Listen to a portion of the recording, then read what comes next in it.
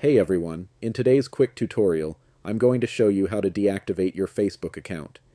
Whether you need a break from social media or want to take some time off, deactivating your account is a simple way to temporarily step away without losing your data.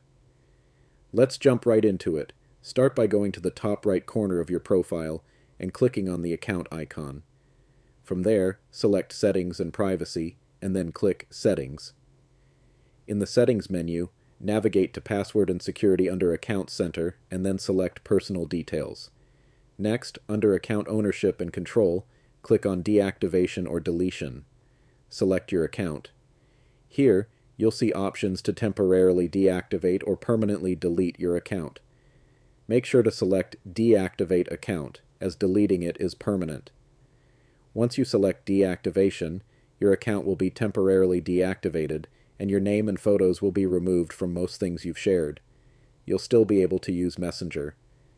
When you're ready to reactivate, just sign in again, and you'll have the option to turn your account back on. That's it. I hope this was helpful. Thanks for watching, and I look forward to seeing you in the next tutorial.